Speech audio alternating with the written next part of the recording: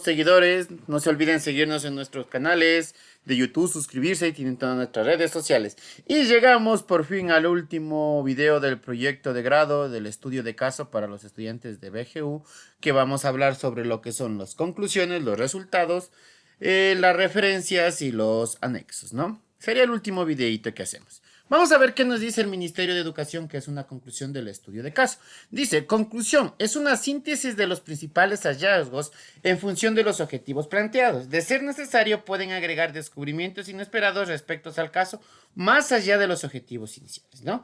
Es lo que me dice. Pero algo importante que quiero que ustedes vean aquí, porque hay muchos videos de cómo diseñar las conclusiones y esas cosas, es que las conclusiones están estrechamente relacionados a los objetivos que ustedes plantearon en el estudio de caso. Entonces, eso lo deben tener presente en su cabecita, ¿no? Que los objetivos que ustedes plantearon tienen que estar estrechamente relacionados con las conclusiones, ¿no? Veamos qué recomendaciones nos dan. Nos dicen que la extensión máxima es de media página o 250 palabras a los que están haciendo a computador, que mayormente creo que son todos los que ven los videos, porque los que hacen a mano usualmente son que no tienen conectividad, pues también les dificultaría ver los videos, ¿no? La extensión máxima sería una página para los que hacen a mano, ¿no? ¿Qué nos dicen? Planteemos aquellos argumentos del marco conceptual que pudieron contratarse, verse, demostrarse en la práctica a través del desarrollo del estudio de caso y cuáles no. Entonces aquí también me está informando que en las conclusiones yo debo plantear los argumentos del marco conceptual que pudieron constatarse o que se pudieron verificar, ¿no? Recuerden que yo les dije que estaba estrechamente relacionado. Aquí vamos a unas sugerencias que yo les voy a dar, ¿no? Las conclusiones describen lo encontrado con el estudio. Acordaráse, no son opiniones, no son sugerencias y no son resúmenes.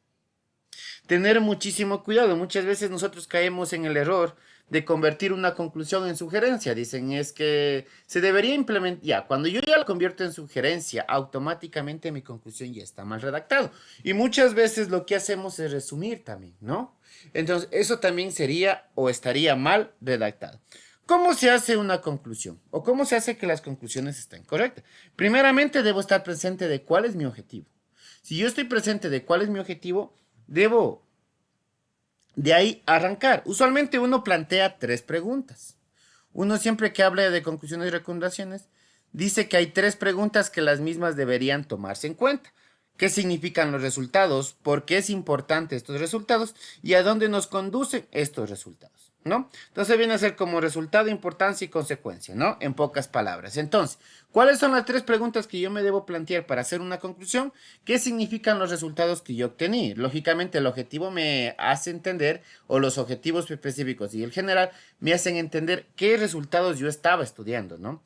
¿Por qué es importante estos resultados y a dónde nos conduce estos resultados y cuáles son sus consecuencias, ¿no? Esas son las tres preguntas que ustedes deben pensar claramente para realizar una conclusión.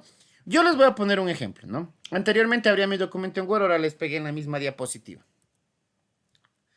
Yo, por ejemplo, mi objetivo, cuando, bueno, creo que cada video estoy cambiando de estudio de caso, pero por ejemplo, que medía el impacto psicológico generado por las medidas para frenar el contagio de COVID-19 en el Cantón Pimampiro, los que no sepan si del Cantón Pimampiro, yo comenzaría haciendo así, o sea, mi primer párrafo, yo comenzaría hablando de lo que significan los resultados y por qué son importantes. No sé si les gusta la redacción, he hecho un poquito por encimita, dice. Dentro del presente estudio de caso descriptivo, es posible vislumbrar que la normativa emitida por las autoridades locales para frenar el contagio masivo de COVID-19 en el Cantón Pimampiro generó un fuerte impacto psicológico en la población, evidenciándose esto en los altos niveles de estrés y ansiedad, producto del confinamiento y el distanciamiento social, aumentado también a los cambios de humor bruscos y pérdida de apetito, principalmente en adolescentes. Es importante también señalar que otra situación derivada del estado de emergencia, como es la crisis económica, incidió también directamente en el aumento de los niveles de estrés y ansiedad en las familias del cantón, volviéndose en otro factor a tomar en cuenta, ¿ya? Este me parece un párrafo perfecto, ¿no? Primero, vamos a analizar este párrafo que yo he creado para especificar qué es la conclusión, ¿no? Yo tengo que hablar de qué significan mis resultados. Yo hice, por ejemplo, en esta investigación en teoría, hicimos una encuesta donde yo quería saber si las normas que emitió el COE de Pimampiro eso de estar en cuarentena, el aislamiento social, ¿afecta o no afecta psicológicamente a las personas? Y lógicamente, de mis resultados y de mi análisis de resultados, yo sé que sí generó un impacto psicológico en la población. Porque en las encuestas, en las entrevistas que yo he realizado, se evidencia que hay unos altos niveles de estrés y ansiedad, producto del confinamiento.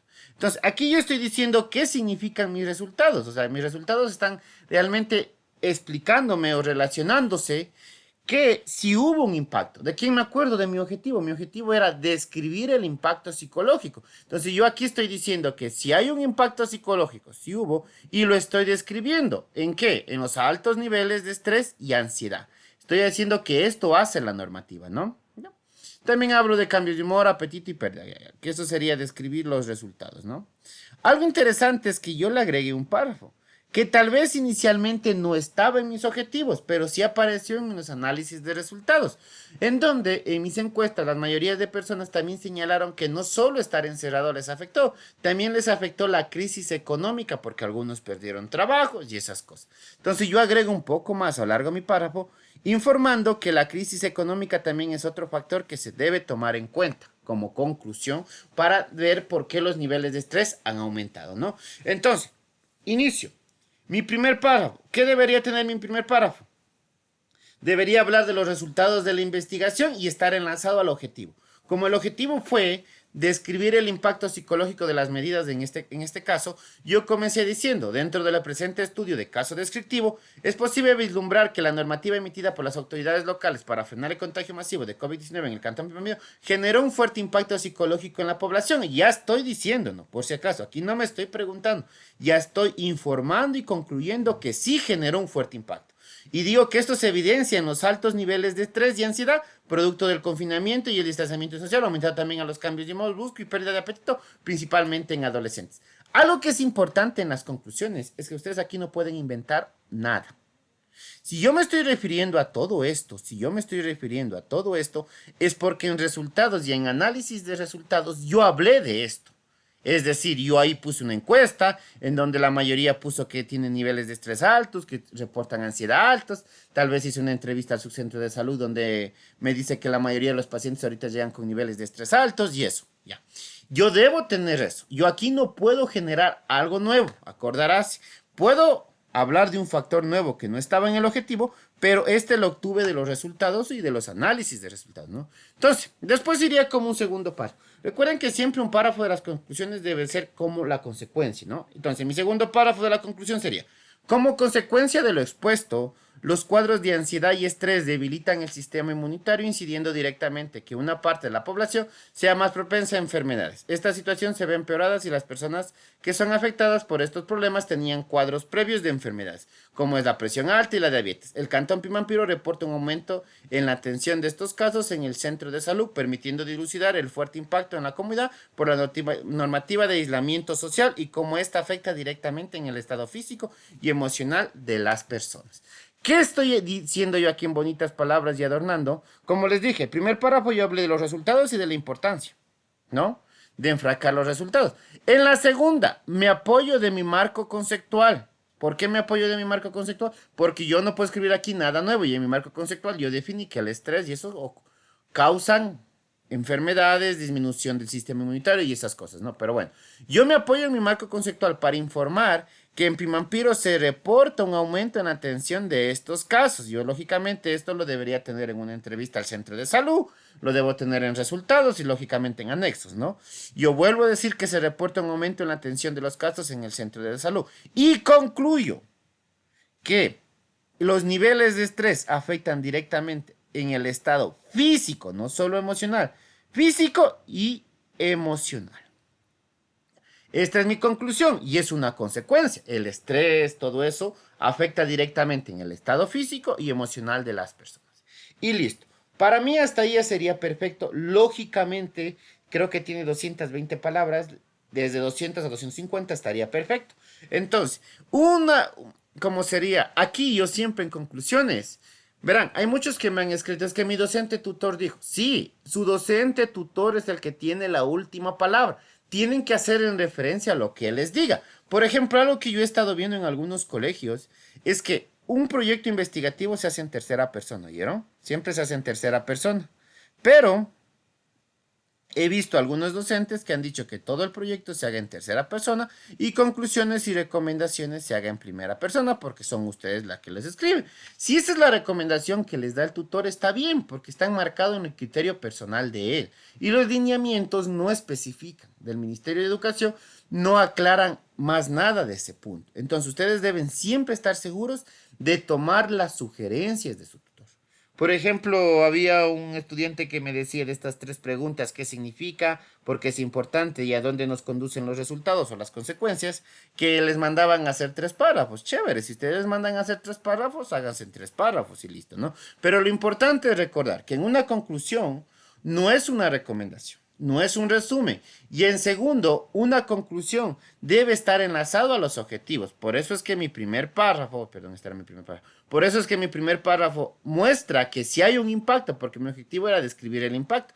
Y ese impacto es aumento de estrés, aumento de ansiedad, cambios bruscos y pérdida de apetito. Eso es lo que yo he descubierto. ¿Ya?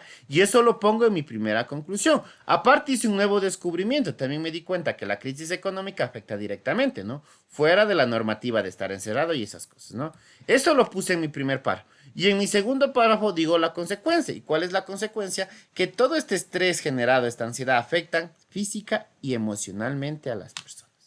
Lógicamente, es una conclusión muy poderosa porque las autoridades locales deberían verlo desde el punto de vista que si es que la gente está estresada, es más propensa a sufrir enfermedades, ¿no? Listo. Y con esto terminamos las conclusiones. Lógicamente, el siguiente párrafo, lo siguiente que vamos es las recomendaciones. Espero me hayan entendido las conclusiones. Vamos a las recomendaciones. Dice: constituye un conjunto de sugerencias generales a partir de los hallazgos del estudio de caso para facilitar futuras investigaciones y profundizaciones en el tema, ¿no? Aunque en estudio de caso descriptivo solo debería describir una situación como tal, el estudio de caso descriptivo que nos plantea el Ministerio de Educación nos permite como autores realizar una determinada recomendación. En caso de lo que nosotros hayamos visto, ¿no? Recuerden que la extensión es media página o 250 palabras si el documento está escrito en computador.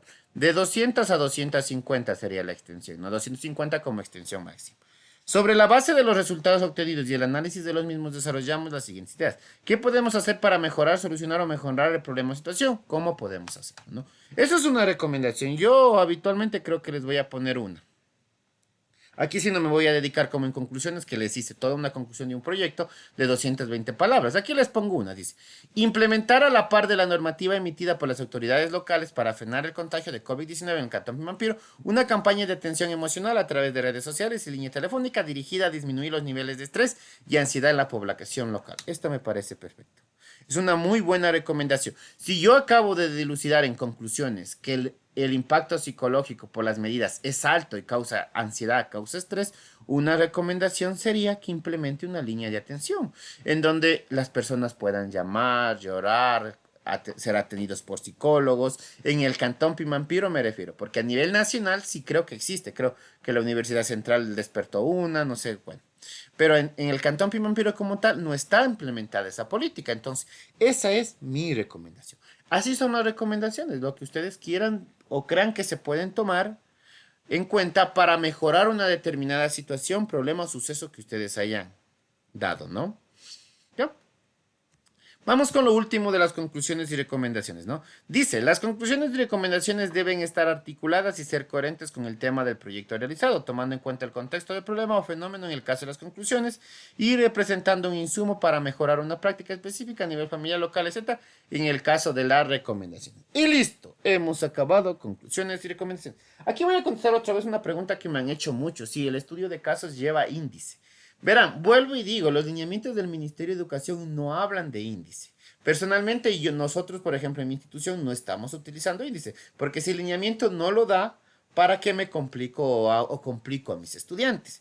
Pero si sus docentes, tutores, sus instituciones implementaron el índice, el lineamiento trae recomendaciones. Las instituciones pueden aumentar ciertas cosas a esas recomendaciones. Entonces, en ese caso, siempre va a ser lo que les diga su docente tutor, ¿no?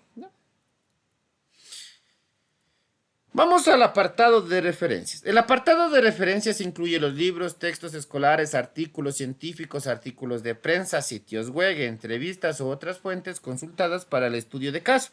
Esta información estará clasificada de acuerdo con su procedencia. Las referencias deben enlistarse utilizando las normas de citación APA. Ver anexo 3 del formato para la presentación del proyecto. De una vez hablando de citas, por si acaso este texto de aquí lo vamos a citar, es del documento de los lineamientos del proyecto de grado del Ministerio de Educación, ¿no? El texto es tomado de ahí, ¿no?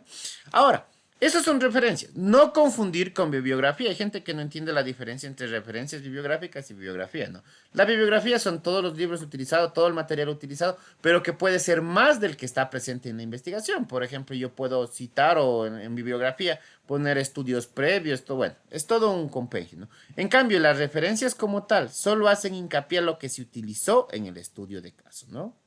¿Ya? Así, para aclarar un poquito más esto, por ejemplo,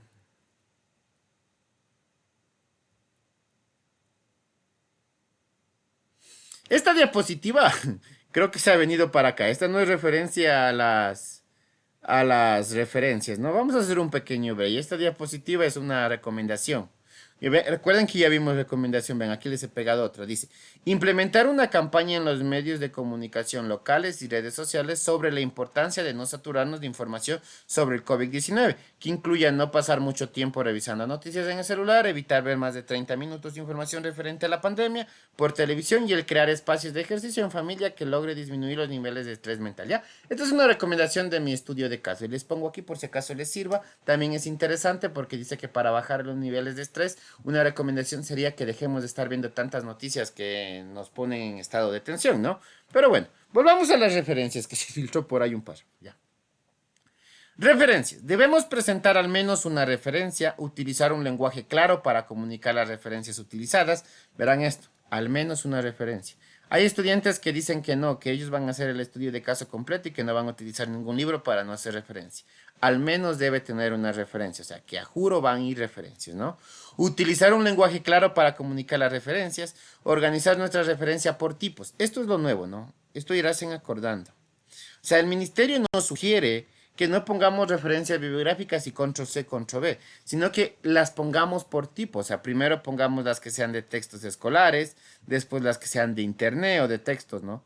Referencias de programas de radio y después referencia de programas de televisión y noticiero. O sea, ellos nos están recomendando que primero pongamos solo textos, después solo referencias de internet, después solo programas de radio y después solo programas de televisión y noticias, ¿no? Esta sería la sugerencia. Recuerden que este paso 12 lo tomamos del lineamiento del Ministerio de Educación, ¿no? Ya, si requerimos información adicional para presentar y organizar nuestra bibliografía, podemos consultar al docente tutor asignado, los estudiantes deben contar al docente, o revisar el contenido de la página 84. Ya. Esto nos pone. Yo me tomé la molestia de buscar el contenido de la página 84 del libro de tercero, y es esto, ¿no? Por si acaso aquí estamos citando. Toca citar, toca informar de dónde, porque no es nuestro. Estamos citando al libro de lenguaje y literatura de tercero de bachillerato del Ministerio de Educación, en donde aquí nos ponen un ejemplo para citar referencias de páginas web, que es lo que creo que el ministerio quiera que lean, ¿no? Como comenzamos citando, poniendo el apellido del autor, la fecha de publicación o de actualización, el título del artículo, el título de la obra y extraído o recuperado en tal fecha de consulta desde tal dirección web. Veamos un ejemplo, ¿no?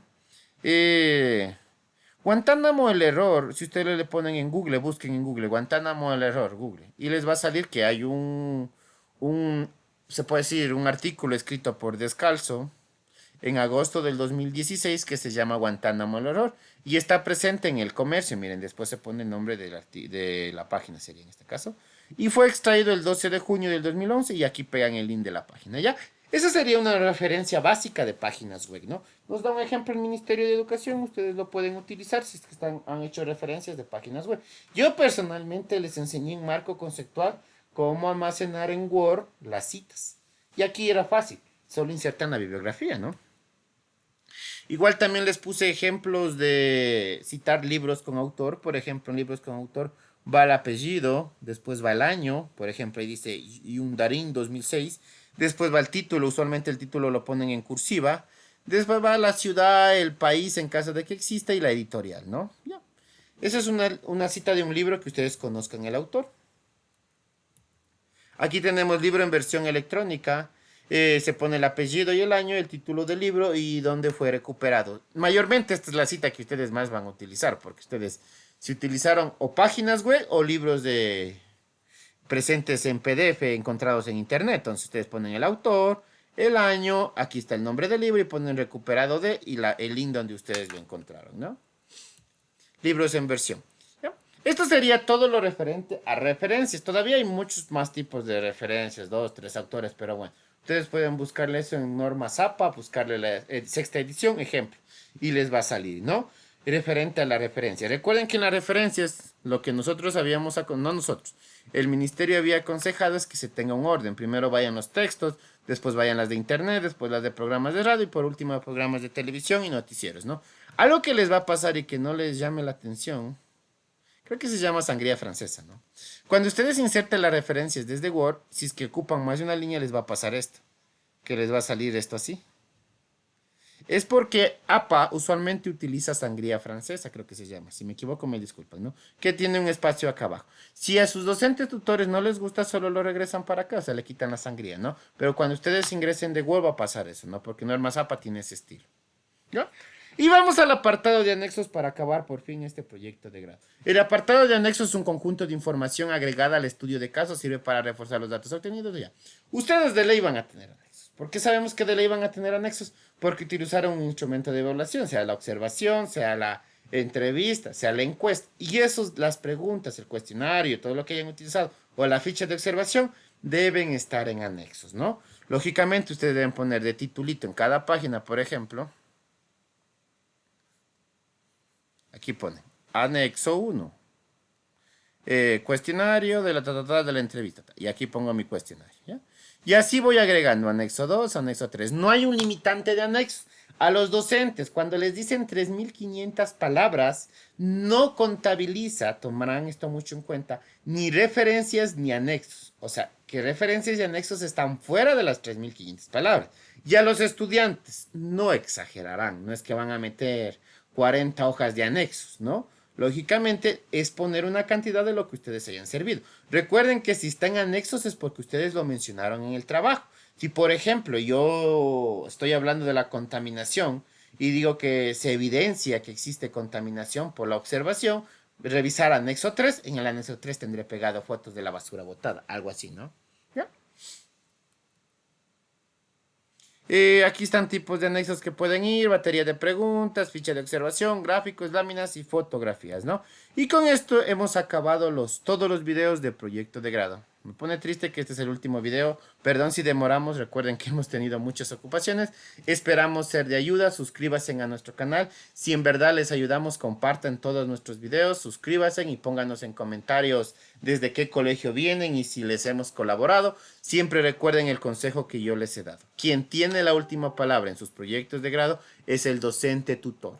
Hablen con su docente tutor, díganle si están de acuerdo con las ideas que ustedes están poniendo, el contexto que ustedes están utilizando y si él les manda a hacer ciertos cambios, hagan. Yo sé de la evidencia de muchos docentes tutores que han sido muy rígidos en esta parte, manejado un poquito más estricto en ciertas propiedades que tienen los estudios de caso descriptivo y es completamente válido, ¿no? Escuchen solo a sus docentes tutores, trabajen y desde ya les felicito, ojalá puedan graduarse, si es que logran graduarse, escríbanos en comentarios, les felicito desde acá y esperemos salir todos juntos de esta etapa de emergencia.